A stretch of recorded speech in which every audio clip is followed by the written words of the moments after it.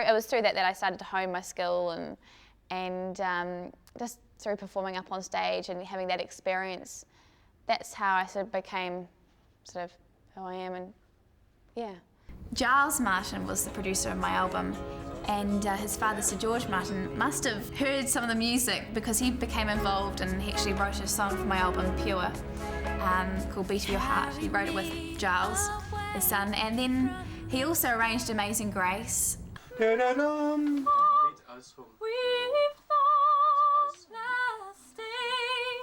We actually recorded at his studios, Air Studios, and so he came in quite frequently to sort of give advice and just check up on things, and so it was really nice to have him involved, and yeah, it was quite an honour.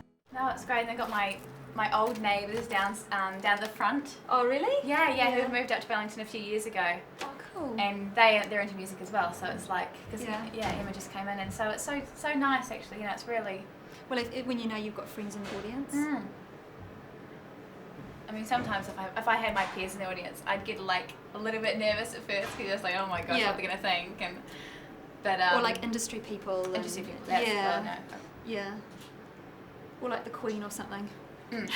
The Queen, we're like this now. Yeah. Singing for the Queen was quite nerve-wracking actually at first. Yeah, I mean, I sang for about three times in the space of 2 weeks. And so, yeah, by the end of it, we were like this. Yeah, it was. No, it was quite funny because, yeah, the first time. I mean, in some ways, she's. I mean, it was a huge honour, and I don't know. It was kind of nerve-wracking. And I remember meeting her at the Royal Variety Show, and actually, I think that was after I performed for President Bush, the Queen, Tony Blair, all these people at this dinner.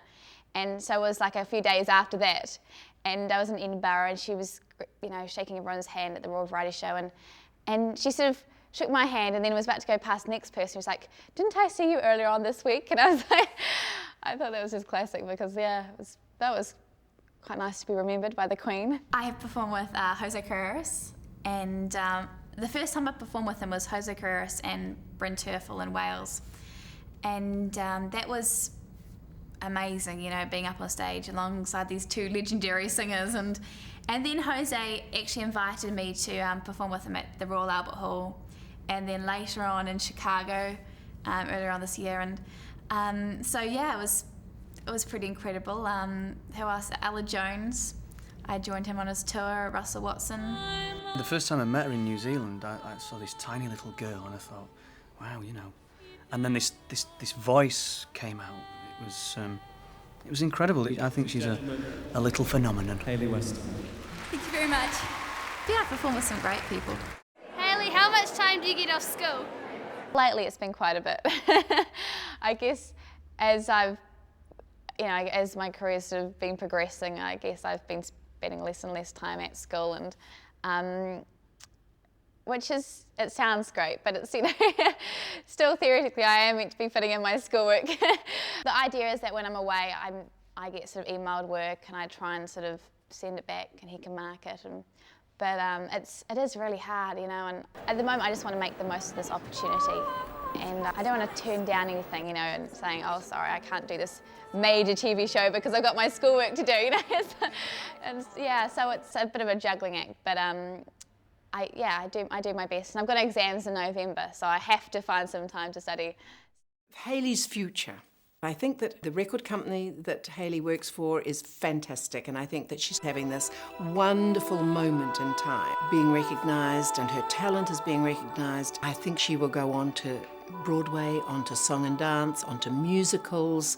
You know, when someone does really well, and for me, knowing what a really lovely girl Hayley is, you know, I'm just delighted because she's a really genuinely sweet person, and I'm just so glad that someone as nice as her is having the success that she has. Now that she's getting older, she's actually drawing on a much broader range of music, and she's, you know, she enjoys the singer-songwriter music as well, and she can sing that now, and she's learning to adjust her style according to the song. So she doesn't want to let go of the classical though, because she still enjoys that. So in fact, I think she's singing exactly what she enjoys. You know, it's a bit of both worlds. I just wish her all the very best and hope that she will go forward and do all those wonderful things that will take her into the future. We'll pay into the moon.